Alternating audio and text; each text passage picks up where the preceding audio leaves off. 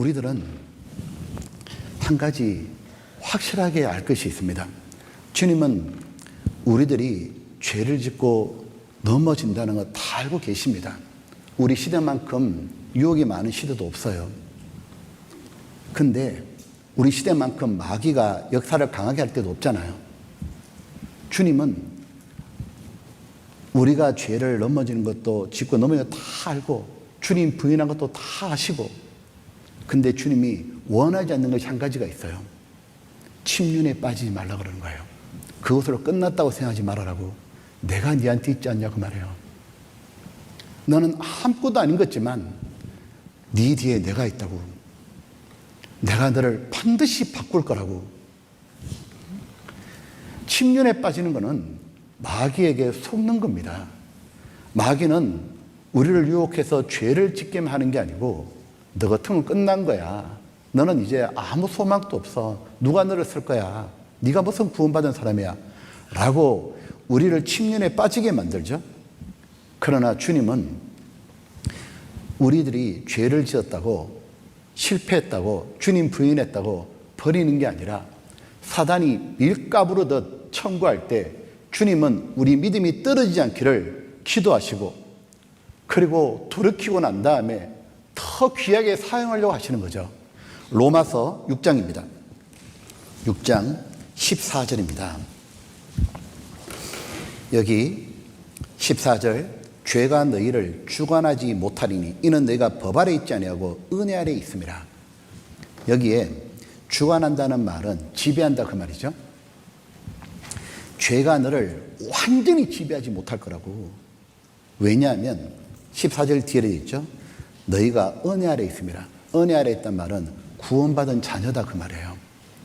자식이 아무리 잘못했다고 내팽개치고 때려 죽이는 부모는 없잖아요. 지금 주님은 뭐라고 원하시냐면 이런 겁니다. 마귀는 죄를 짓잖아요. 그리고 실패하고 미끄러지잖아요. 그 정도로 안 끝이죠. 계속 송사하죠. 참수하죠. 밀가부르듯 완전히 떨어져 버리게 하려고 밀가부르 까부르죠. 네 같은 게 뭐 하냐고. 네가 앞으로 뭐 하겠냐고. 누가 너를 보고 구원을 받겠냐고. 네가 지금 할 수 있는 게 뭐냐. 네 처지를 보라고. 네가 한 짓을 보라고. 근데 마귀는 잘못 건드린 거예요. 때로는 마귀는 보면 참 바보 같아요.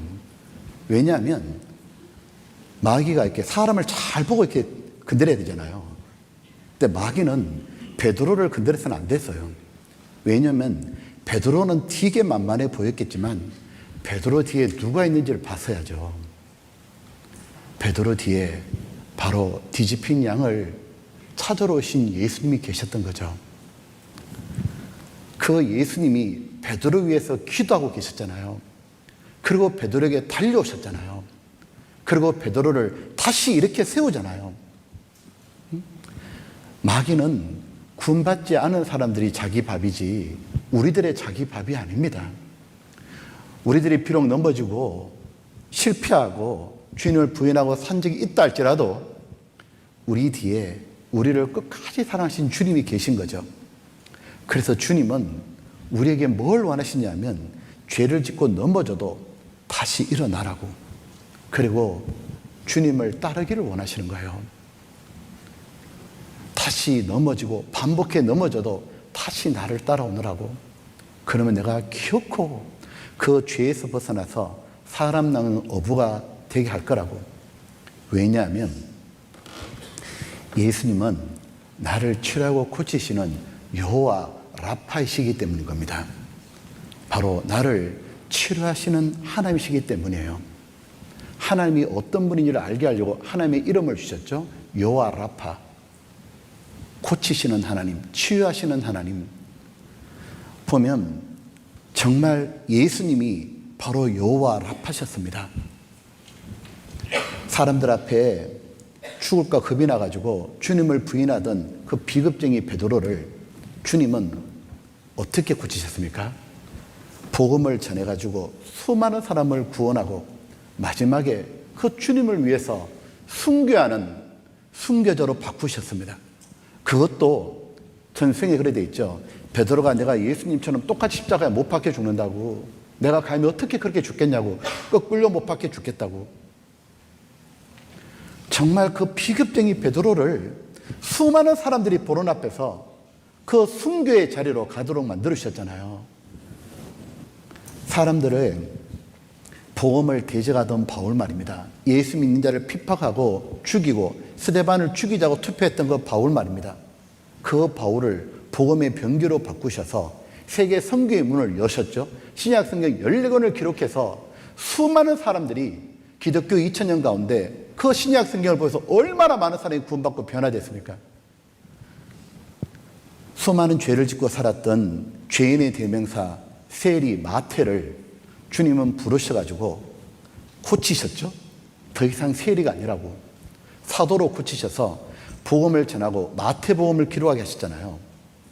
출애굽한 이스라엘 백성들 말입니다. 400년 노예 생활하다가 애굽에서 나왔는데 그들은 여전히 노예 근성이 덕지덕지 붙어 있었습니다. 그래서 홍해를 건널 때만 하나님이 홍해를 건너고 난 다음에 바로 싹 죽였잖아요. 홍해 바다에서 자기를 살려줬던 그 순간만 여호와께 노래했죠. 그 다음부터 40년 내내 불평, 원망, 하나님을 믿지 못하고 끊임없이 불순종했잖아요. 근데 놀라운 일이 벌어졌죠. 하나님이 그들을 고치셨어요. 세상에 그 40년 내내 불평만 했던 이 백성을 하나님이 고치셨어요. 그래서 40년 광야 생활이 끝나고 난 다음에 이 이스라엘 백성들을 데리고 하나님이 여호수아와 함께 가나안 땅을 정복할 때는 그들은 불평 원망이 없었습니다. 그는 하나님 앞에 묵묵히 순종했죠. 여리고성을 점령할 때도 침묵하라. 불평이 없잖아요. 그리고 여리고성을 하루에 한 바퀴, 마지막 날 7바퀴 돌고 마지막에 외쳐라. 이해가 안 되는 상황을 주셨잖아요. 어떻게 그 여리고성에 적들이 다 내려다보고 있는데 어떻게 그냥 뺑뺑이 돌기만 하니까 한마디 안 했습니다. 놀랍게도 그들은 하나님의 말씀에 정말 그대로 순종하는 완전히 굳혀진 모습이에요. 그리고 마지막에 함성을 지르면서 그 무섭던 여리고성을 함락시키고 그 용맹스러운 용사가 가득한 가나안 땅을 정복하는 영광을 주셨어요. 그 기쁨을 맛보게 하셨잖아요. 생각해 봤습니다.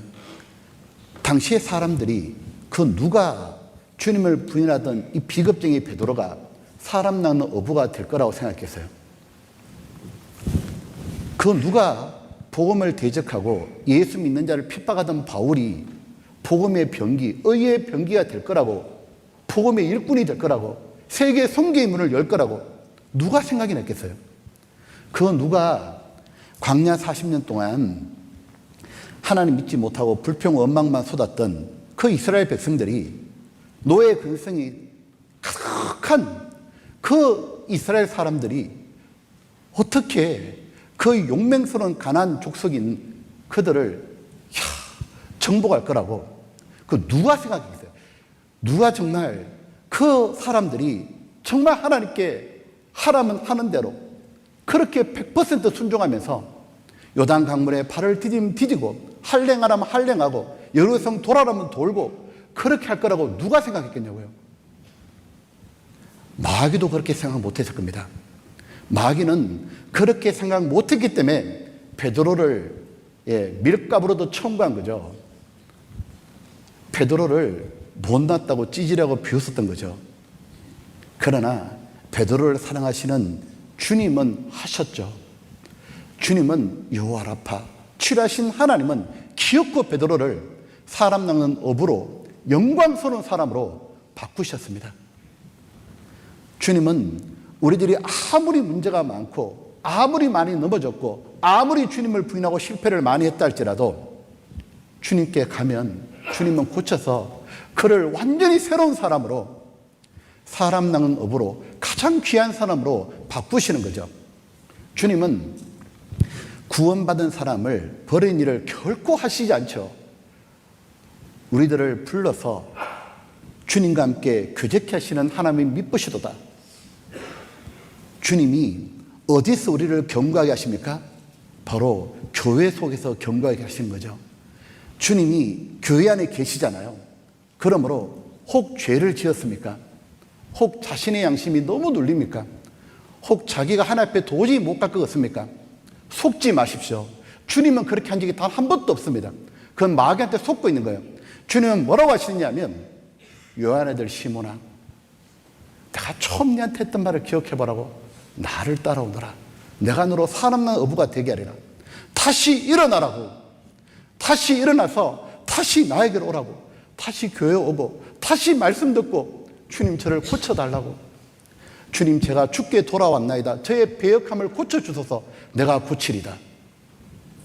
주님께서 그런 사람일수록 빨리 교회에 와가지고 주의 고침을 받아야 됩니다. 주님은 나의 빛이 되어주시고 키웠고 나를 세상의 빛과 소음으로 살게 하시는 거죠. 구약성경 미가서 7장입니다. 7장 7절입니다. 7절에 구약성경 1296쪽입니다. 7장 7절 오직 나는 여호와를 우러러보며 나를 구원하신 하나님을 바라보나니 자신을 보는 게 아니었죠. 나의 하나님이 나를 들으시로다. 내가 하나님께 가리이다. 8절 갈 때 이렇게 말하는 거죠. 나의 대적이여 나를 인하여 기뻐하지 말지어다.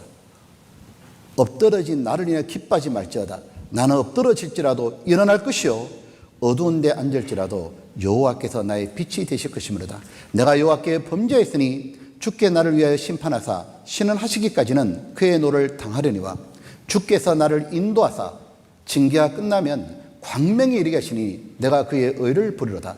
나의 대적이 이것을 보고 부끄러워하리니 그는 전에 내게 말하기를 내 하나님 여호와가 어디 있느냐 하던 자라. 그가 거리에 진흙끝이 밟히리니 그것을 내가 목도하리로다. 베드로는 바로 그 마귀를 밟았습니다. 베드로가 이 복음을 전하자 하나님 그를 수제로 세우고 하나님이 함께 하셔서 수천 명을 구원받게 했잖아요. 마귀를 밟았습니다. 밟히던 인생을 마귀를 밟는 높은 인생으로 주님이 바꿔주신 거죠. 주님이 우리에게 말씀한 건 딱 하나입니다. 나를 따라오너라. 일어나라. 일어나라. 내게로 오라고. 교회로 오라고. 이 교회에 주님의 빛이 있고 주의 어루만짐이 있으니까 오라고. 내가 너를 고치리라. 내가 너로 사람 낚는 어부가 되게 하리라.